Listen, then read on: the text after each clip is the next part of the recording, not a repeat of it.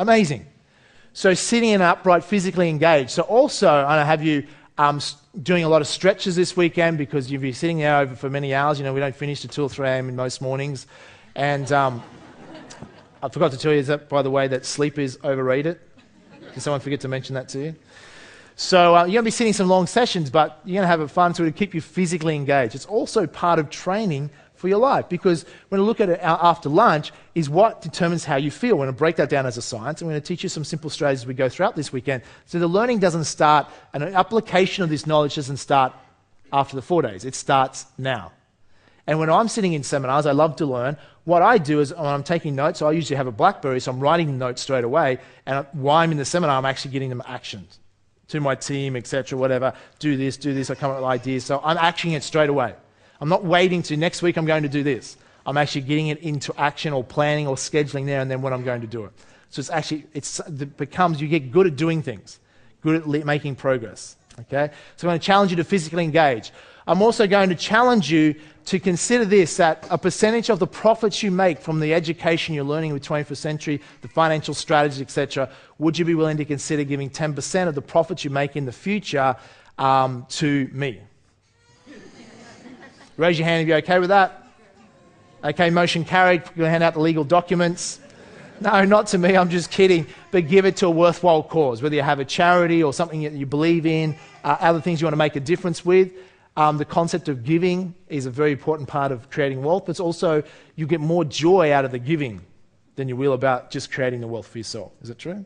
Okay. You'll also tap into a higher energy field, a higher energy source of giving. Taps gives you more reason to do something. When you're doing it for a higher purpose, then it's like the world will work with you. The universe will be on your side. If you're doing something just for self-interest, why should the universe help you? Because it's not adding value. Make sense? The 2 keys to creating wealth is, jot this down, is one, you must add value. In anything you do, you must add value. If it doesn't add value to society and you're making money, then there's going to be some ethical challenges and you're not going to feel good about it. And it's going to deplete your energy. If you rob a bank and get $1 million, it's one way to get $1 million. You're going to feel pretty good about that $1 million. So you go, I'm so proud of this $1 million, can't wait to tell my parents how I made it. Yeah, I really put a lot of effort into this, I deserve it. I'm going to change the world with this $1 million. I feel great. Is that likely to happen? No, because if people don't have a good feeling about the money they make, guess what they do with the money? They blow it. Easy come, easy go. They blow it because money is an energy. A lot of people are like, I just want to win lotto. Wouldn't that be great? No. See the misperceptions in society? Most people live to they want to one day win lotto. They live in a rich country and they think the only way they're going to get rich is win lotto. Is that absurd? But they focus on that and that's their goal. And they think winning lotto would give them all their dreams. The reality is winning lotto for most people destroys their life. It makes their life worse than what it is.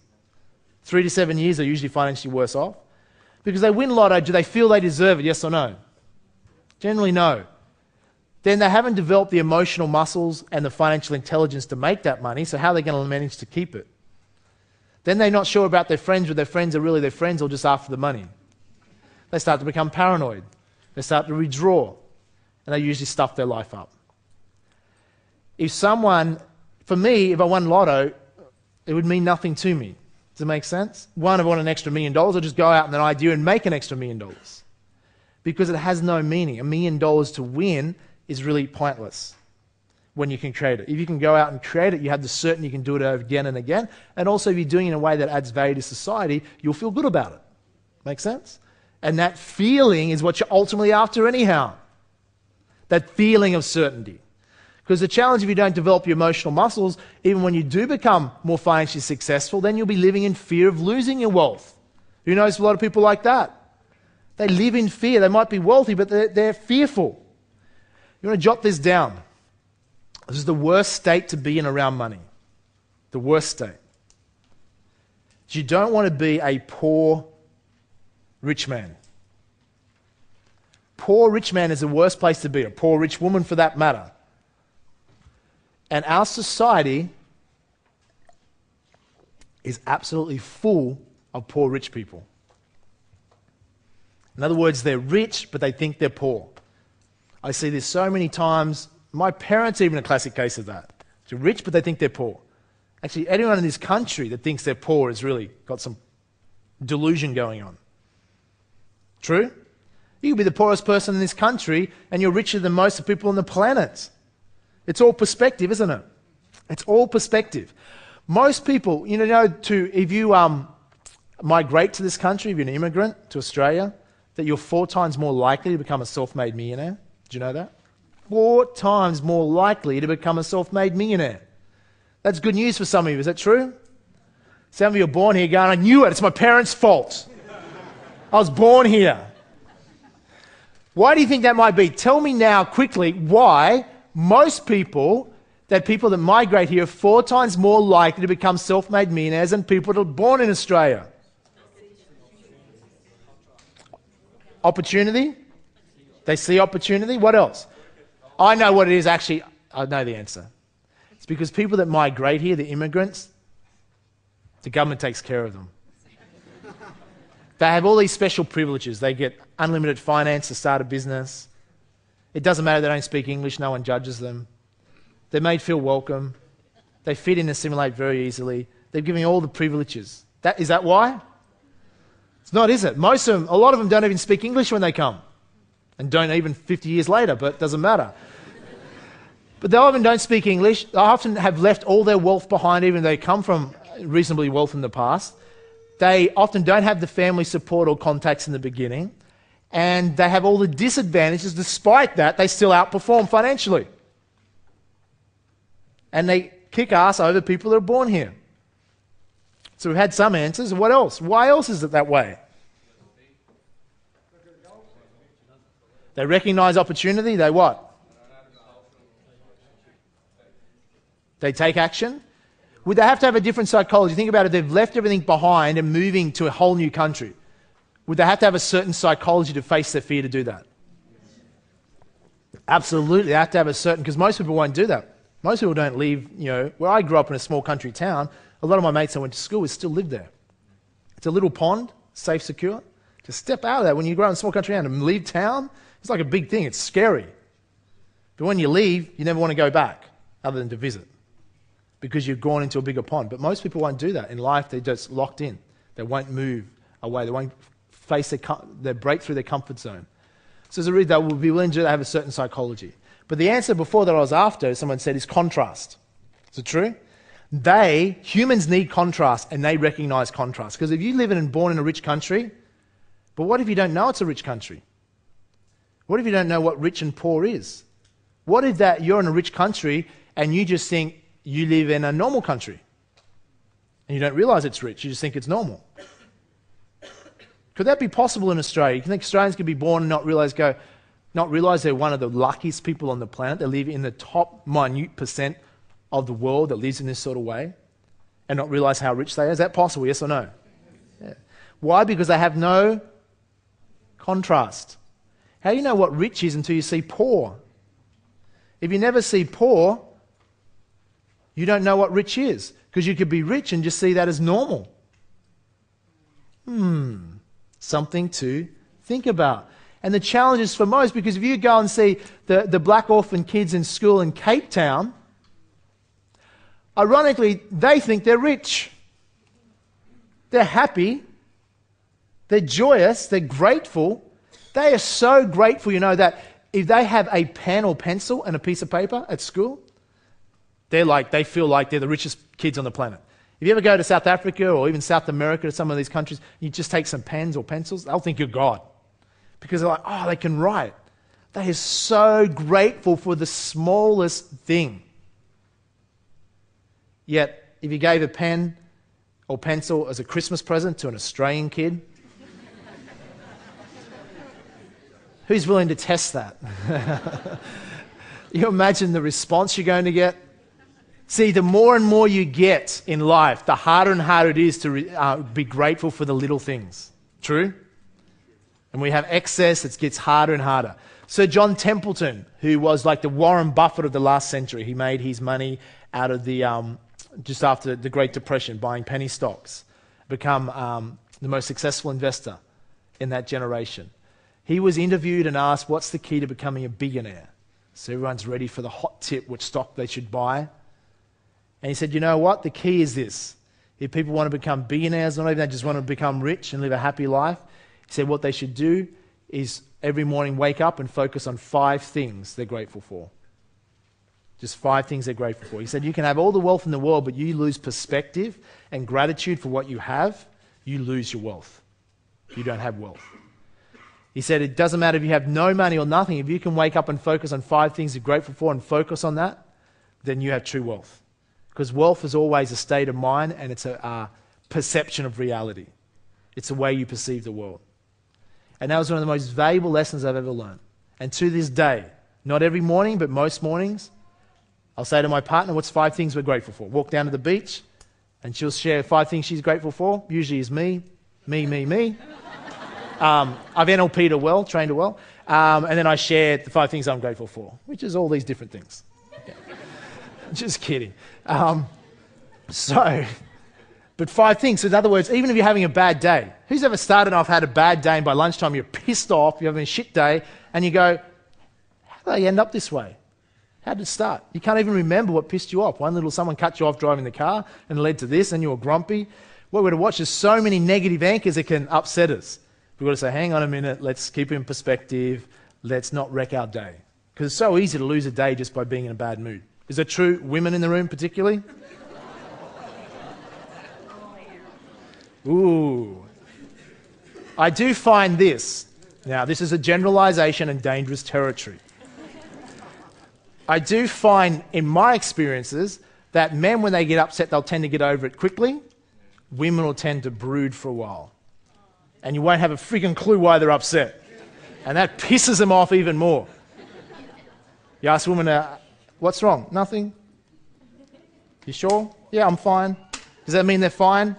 It means, hey, guys, you should freaking well know exactly what's wrong. If you don't, your ass is going to be busted. Is it true?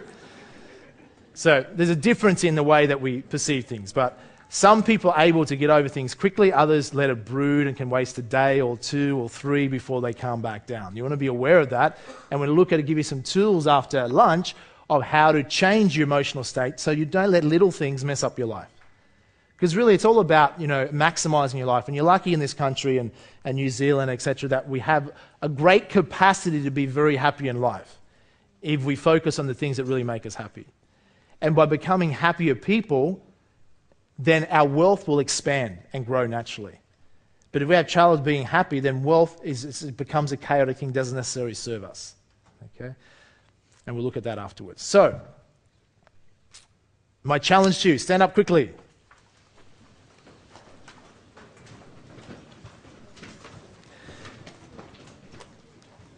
So, my challenge is for you to play full out this weekend. Think about this as 4 days to transform your life. It's 4 days to work on your life, make your life the best you can be. And it all starts now. It all starts you stepping outside your comfort zone, doing more, being more, pushing more. So when you're getting tired, you want to push through that barrier and say, you know what? That's the old me. I'm going to sit upright, I'm going to breathe, I'm going to drink some water, I'm going to re-energize myself because I'm staying focused. I'm here to learn, I'm here to get the most out of this event, I'm here to get the most out of life, and I'm going to push myself to the next level. Because on that next level is where you enjoy life, to where you get that much more out of life. Make sense? So I challenge each and every one of you, isn't you're getting tired, etc., check your physiology, shake your body out, and keep yourself wide awake. So here's what I want you to do in just a moment. I want you to meet 3 or 4 people around you. You just say your name, where you're from, and why you're here. And some of you go, Jamie, I'm not really sure why I'm here. I was dragged here, and I don't know what the hell what the hell is going on? Can someone tell me what this is? So if you're dragged here, well, you're here now. You're here for a reason. Okay. So in other words, why are you here? Why are you here? What's the most important thing that you want to learn this weekend? And if you've already had some success, you've already been studying the home studying, been out there doing some things, maybe just share what you've done so far. Okay. So your name, where you're from, why you're here, and what you've done so far. Okay, go for it. Meet 3 or 4 other people, quickly. I just want to give a quick moment to hear from a couple of people who would maybe like to share and tell me why you're here. I'm just curious why you're here. And or if you've already started with some strategies, what have you been up to? Any successes you may have had, or if you already started. But just quickly share. Who wants to share why you're here? Just put your hand up and we'll have a microphone brought to you. Who wants to share before I start picking volunteers? Okay, let's start over here, gentleman in the white shirt. And while we're waiting for him to share, I just also want to welcome in all the people that are sitting at home that will be watching this event from the comfort of their TV. This is being filmed, so many others around Australia, New Zealand, around the world for that matter, will be able to listen in on what we're covering these 4 days. So, tell me, why are you here? Spend a lot of time in technical support in the mines. Uh-huh. So, work a lot of weekends, nights. Doesn't really interest me. So, I just want to put some strategies and some plans together. Quit work first quarter next year. Wow, so you want to obviously change careers, move maybe more into investing. Yep. Okay, so do you think he's pretty clear about what he wants, yes or no? He seems very clear. He sets some goals. Then over this weekend, he's got to look at, are those goals realistic, build his plan around that, what's his strategy or strategy he's going to use to go about doing that, and also maybe look at the psychology. Is he, you look at yourself and say, are you someone that takes action, or can you improve in that area? Has he had any cases where he maybe procrastinates? What's holding him back? What's his fear? And he can look at that, and obviously he already seems pretty motivated. Is that true? Yeah, who would say he seems pretty motivated? I would say he looks congruent. He's committed, he seems motivated and already driven, and no doubt after this weekend he's probably going to be even more driven to make things happen sooner rather than later. Is it true? Yep. So welcome along, it's great to have you along. Give me a hand. Who else wants to share? Who else wants to share? Anyone over this side? Let's go down to the lady in purple at the front here. It's me. Yeah. Great. Hi everyone, my name's Holly from the Gold Coast. Hi, Holly. I'm 23 and I became a home study member a year ago, and I've just come to refresh and listen again. I actually left school at 16 and never been one for a 9-to-5 job, kind of graded, Y generation. But my thing is, so yeah, I didn't do a lot of jobs 9 to 5, but I did go into a lawn business and I now own my own business, which is great. Similar story to you, 150 in debt, but that's okay. Got to get out of it, work like in a good sense, getting into some of the share investments, hopefully getting into the property over the next 6 months or so. So that's all great. But what I'm actually really passionate about is hopefully teaching, because I'm 23, and if I knew this when I was 18, would have been a lot better. So I'm trying to, any of my peer groups, or if I can get into younger groups of people, trying to educate them and get them. That's why the Youth Summit, I just want to thank you, Jamie.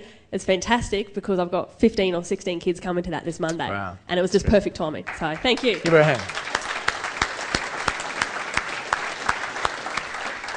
So those who aren't aware, on Monday in the room next door here, we're doing a youth summit for teenagers and parents. So if you've got any teenagers out there, you want to drag them along, it's a free event for teenagers, and parents can go to that, and that'll be next door Monday morning. It starts about 9:15, I think. So that's great. So Generation Y is an interesting generation. Obviously, what's great about Generation Y is they have less fear.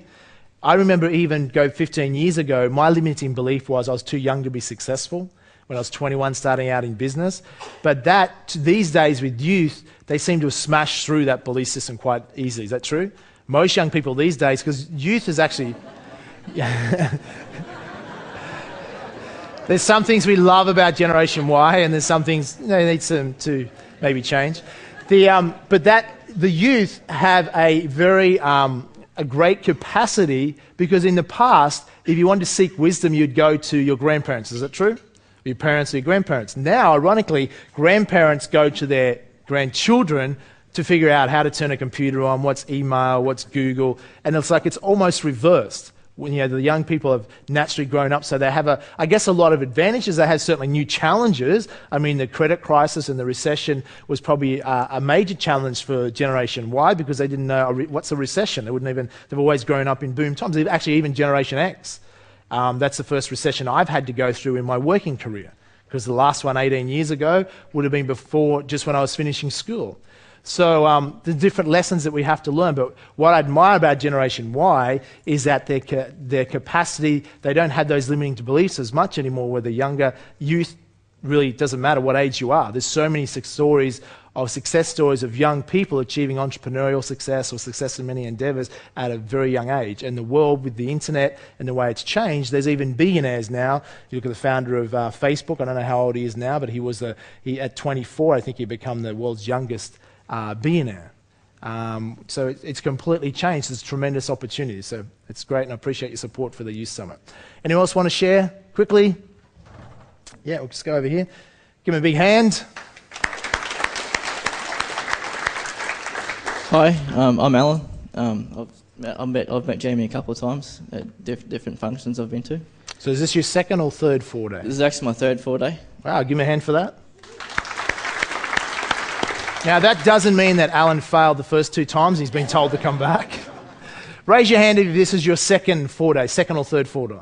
Okay, wow, give all these people a hand, the revisitors. So what I'll be interested in come the end of the 4 days of some of those who are revisiting is maybe share your experiences the second time around, because I find that a lot of people, when you come back a second or third time, it's like a whole new program. Now, part of that is because it is always slightly different, and there's some different speakers, etc., but a lot of it's because you're different. And you're able to take even more in the second time and also you're more cognitive and more aware of particular things. And you say, oh, they didn't cover that in the first time, and actually we did, but you were like focused on other areas. So everyone is so revisiting, and the way the 21st century has been designed with your 5-year membership is that immersion over time. Okay, continued learning. It's not just like you go and learn once, that will make a difference to your life, but if you continually learn over time and immerse yourself and creating an environment for you that holds you, like a peer group that holds you to a higher standard. And we'll talk about that later as far as environment, how that critical that is to reshaping your life and supporting you long term. So Alan, why are you here this time? Just here because over the years I've done quite a few seminars, a few different things like shares, property, and that kind of stuff. But I've over the years I've become quite successful in the share market. And just how old are you, Alan? 32 next week. Wow, great. Yeah, I was actually I actually retired, on my 30th birthday. Give him a hand. Who's jealous? Who's jealous? No, that's well done. But I've actually gone back to work. Yeah. I went back to work by choice because I wanted to help people and to be able to do what I do, and that's to become successful in the share market. Wow, give me a hand for that. And this is a classic example. A lot of people generally, like when they first come across these strategies, like, I hate my job, I want to quit it, I just want to invest, and often they quit their jobs too soon, even if they're successful investors. So the goal, and what we teach, and we'll talk about that yesterday, is the synergy where you still want to generate income and build your business or career, but the goal, and what Alan's done, is where you move towards a career there, and you have a choice, more of what you're passionate about. Because the most successful people work. Like, do you think Richard Branson still works, yes or no? The guy is a workaholic, but does he have fun doing what he does? Now, Richard will party to 3 or 4 a.m. in the morning, and Richard's in his late 50s now. He'll party 3 or 4 a.m. in the morning. He'll have 3 hours sleep and be up ready to face the cameras to do an interview the next morning. I mean, he's just that much energetic, loves what he does, hardly sleeps, and is just that passionate. But he works. Like, I work harder now than I did when I was starting out. But I don't need to, but I'm passionate. I want to work. I want to do things. So it's naturally different to when you have to wake up on a Monday morning and go off to a job you really don't want to be at. Yeah. That's great, Alan. So my next goal is to get into your peer group, so I can go and do all them extreme things with you guys. So you can come bike riding and break ribs too. Yeah. That's great. Give him a hand.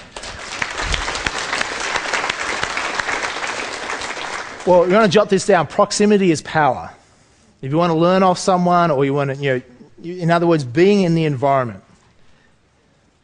I've often used this as a strategy when sometimes I've been a bit of a matchmaker, setting people up with each other, and I've coached some guys. So proximity is power. If you want to date a girl, just get her in your environment, okay? Because if you're around someone, then there's a chance that something can happen, okay? So proximity is power. If you want to learn off someone, you need to be in the environment where you got that chance to learn or to develop a relationship. A lot of my mentors took time. I couldn't just go up to them and say when I was younger, will you mentor me? Well, that's one start, at least ask. But I had to develop a relationship. Over time, I was able to develop credibility and prove myself where I could actually learn and get access to some of their knowledge or opportunities. So. Okay, so here's what I want you to do. You're all here for a very different reason. I want you just to quickly jot down why you're here. What is your outcome for enrolling in 21st century? Now, you might have many of the outcomes. What's something you'd specifically, what's a specific outcome? You might say when you first enroll, my goal is purely, I just want to make, if I can learn how to make $5,000 a month share renting, then that would free up some of my time so I could do some other things, and that would be a goal. So that might be an example of a defined goal. But there might be other things. You might be saying, well, I'm really here, I just want to improve my psychology and be, happier with my life. Or I want to, develop insight into what sort of career I can move into. It's a whole range of different things, but what is your outcome? It's clear in life. You need to know what you're after in order to get it. Okay? Some of you are very clear about what you want. Some of you are well on the track, well down the road of achieving a lot more things. Others of you are just starting out.